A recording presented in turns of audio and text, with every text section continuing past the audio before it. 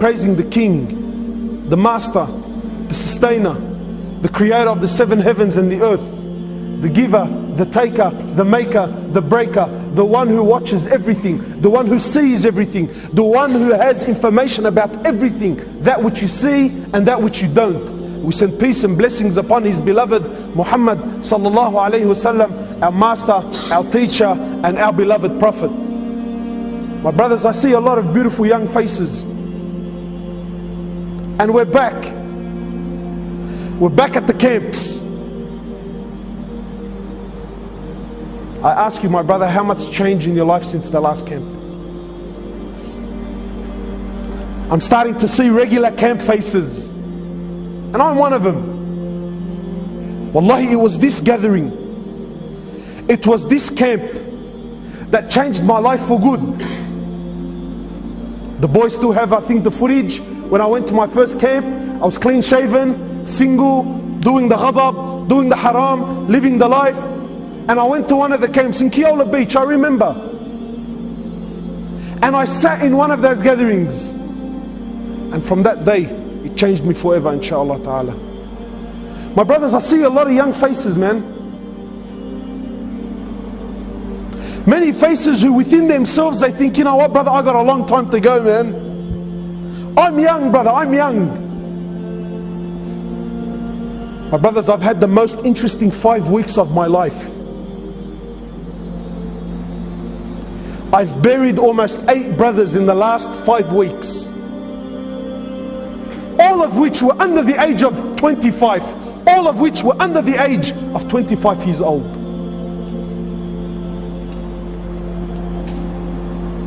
And they didn't die because they were sick. They didn't die because, you know what, he had some illness that doctors couldn't work out. No, perfectly fine boys. Wallahi, one of them, 18 years old, built like a tank. We actually had to bend his legs when we put him into the ground. He was so big, we actually couldn't fit him into the hole. We actually had to bend his legs to get him in there.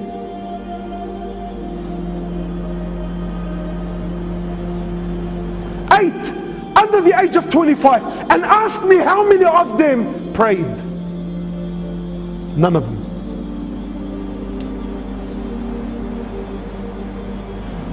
How many of them were familiar with Quran? None of them. This is what the people around them are telling me. This is what their friends are telling me. My brothers, you sit here hopeful thinking I have a long life. What gives you this hope, my brother?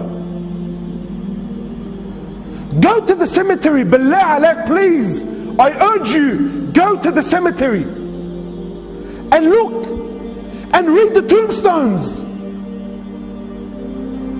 But gone are the days when, you know, wallahi, I remember growing up, death belonged to Abu Ali and Abu Ahmed, who's done Hajj, and all of his kids are now married, and you know, he's got grandkids, he's 70 years old, he's croaking a white beard. Those days are long gone. You know, I'm 30 now, and for the most part of my life, every funeral I went to was in the old section of Rookwood Cemetery.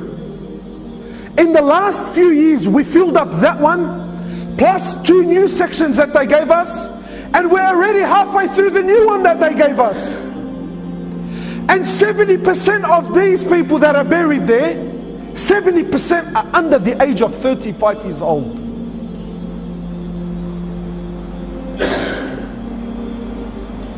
And yet we're still running amok in this world. We're still running amok.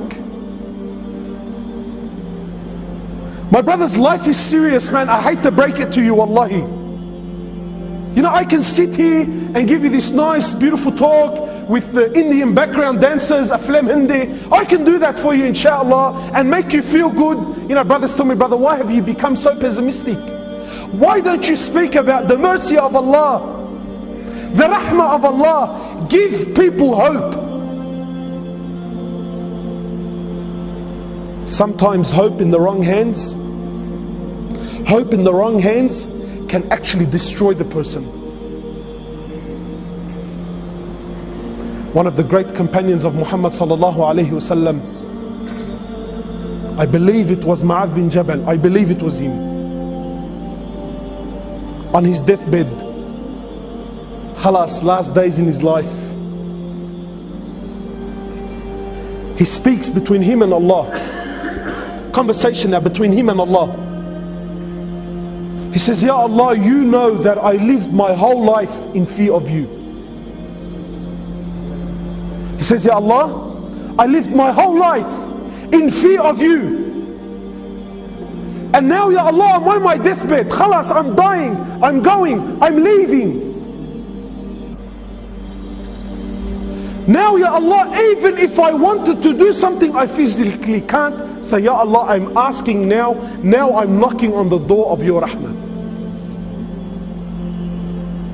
Ya Allah, now I'm knocking on the door of your mercy. He says, I lived my whole life in what? In fear. But now, Ya Allah, khalas, I've reached an age where even if I wanted to do something, I can't. I'm too old, I'm too fragile, I'm too brittle, I'm too sick, I actually can't get out of the bed. Now, Ya Allah, now at this moment of my life, I'm knocking on the door of your mercy. Ya Allah, I'm asking that you have rahmah upon me. I ask you, my brother, sincerely, did this companion not know the verses of rahmah? No, he knew it. But he knew, my brothers, that his life is serious. Brothers, you only get one shot. There's no coming back. There's no coming back. You only get one shot at life. The choice is yours. The choice is yours. Wallahi, wallahi. Brothers, I'm lowering them into the ground, and the faces around me are crying, and family is breaking down, and people are in confusion. Wallah, it was an accident. Wallah, he wasn't supposed to be there. Brother, he was at the wrong place at the wrong time. This is rubbish. It's rubbish. My brothers, in Islam, there's no such thing as wrong place, wrong time. Do you know what you're saying? Indirectly, what you're saying is Allah made a mistake when a'udhu billah. No, my brother, he was at the right place at the right time, and that's how Allah subhanahu wa ta'ala wanted to take his life. So I ask you, my brother, how will you be when Allah subhanahu wa ta'ala takes your life? Why is it that we're 20 and 25 and 26 and 30 and we still feel like we're young? Brother, what made you young?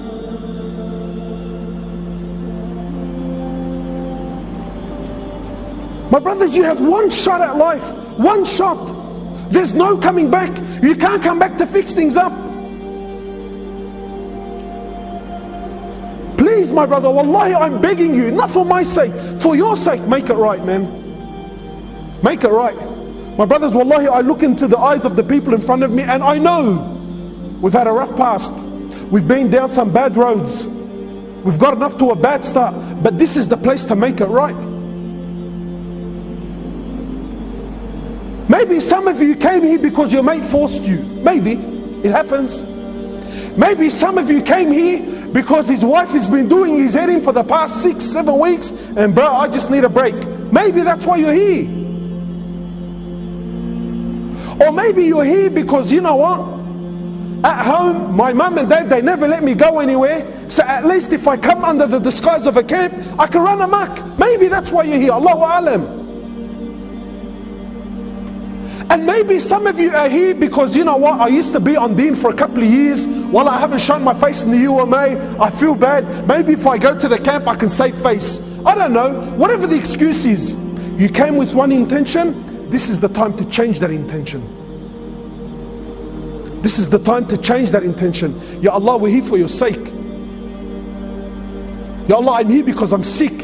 You know what this place is, my brothers? You know what this gathering is? This is the hospital. This is the hospital. Why? Because we're all sick.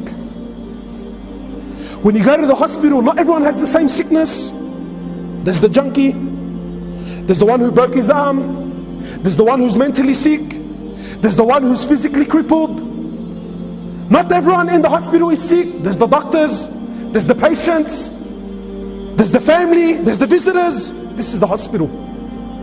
And we've all come here to put our hearts before Allah Azza wa Jal. We're all here to make tawbah. Here, there's no status in this room. We're all equal. We're all sick. Some of you probably don't pray. So you're looking at me thinking, bro, this guy's got a beard down to his gut. What sickness does he have? Wallahi, there are sicknesses in this heart, my brothers, and I'm not being humble. Not being humble. Don't ever think that shaitan will allow you to. Don't think that, you know what, when I come on deen, shaitan khalasi. No. There are sicknesses in this heart. There are sicknesses that don't show on the outside, but only Allah knows them on the inside. There's pride, there's riyah, there's showing off, there's thinking I'm better than this person and better than. We're all sick. This is the hospital, and we've come here to fix this. And as brothers, we're here to support one another. I'm telling you, like I was telling you before, this camp changed my life. Before I came, was it in 05? Ahmed, was it in 05, my first camp? I think it was in 05 or in 04, I can't remember. 05 and 04. Some of you, you've been coming to camps for a while now, and you're thinking, yeah, you know what, this camp, you will only get out what you put in. This is a tool. When I went to my first camp, I never knew brothers, never knew mahabba, praying together. Wallah, I never knew any of this. But I seen something special. And in my heart, wallahi, in my heart, I wanted to be a part of it. I wanted to be a part of it. So I made friends with Fulan, and made friends with Fulan, and I met the Shaykh for the first time, and you know, but I was hungry. And then what happens? The brother said to me, brother, you know, we have the UMA, yeah, we have this da'wah group, you can come and you can join us. This camp will not change anything. If you're going to come to the camp and go home, let me break it to you now. Wallahi, let me break it to you now. You'll have fun, yeah, you'll taste something nice, but you're going to go home empty-handed. This is the place you make decisions. I make decisions. When I go back, this is what I want. So I went back, met the boys. One camp became another, third, fourth. Wallahi, from that day till now, I've never, ever missed a camp. Never missed a camp. Why?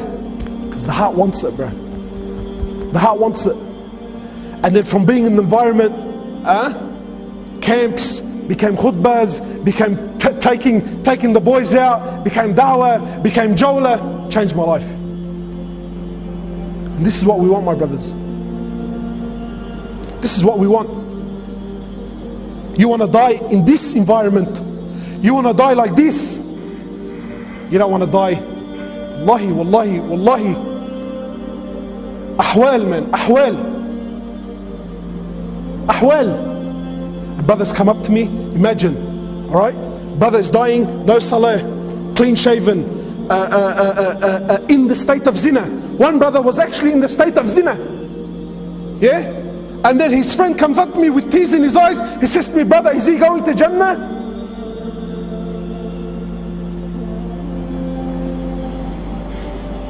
Man qala la ilaha illallah dakhala al-Jannah.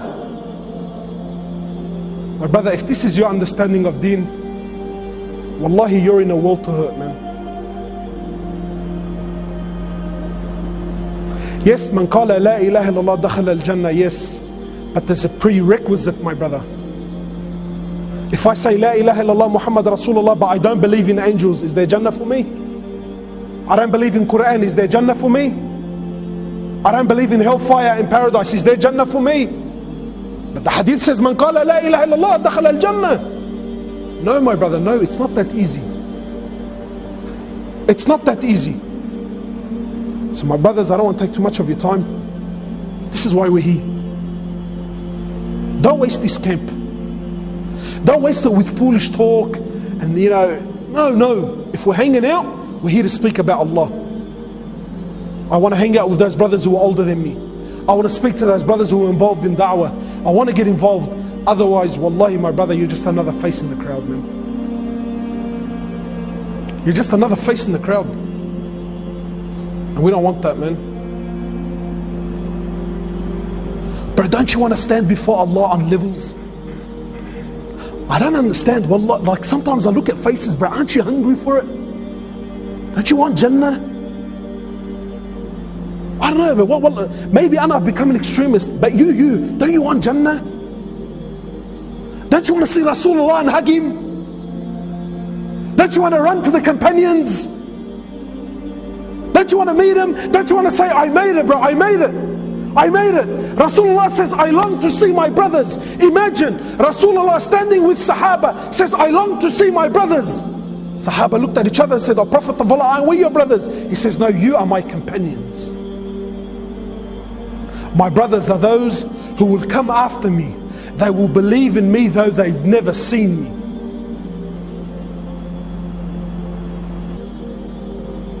Don't you want to see Rasulullah? So inshallah, my brothers, this is it. Wallahi, these are the camps. These are the camps. You need to start thinking from now. When I go back, what am I doing? See, usually the boys have this talk when? At the end of the camp. And they will do it. But you, inside of you, if you want levels, think now. Come to the brothers, come to Libdi, come to Bas, come to whoever it is. Tell him, brother, please, man, I want him, bro, I want to be involved. So inshallah ta'ala, I ask that every single one of you, you take these next few days serious. And wallahi, I'm telling you, this changed my life. The man that stands before you, I can confidently say, it started from a camp. It started from a camp. So the ball's in your court. Subhanakallahumma wa bihamdik, nashhadu an la ilaha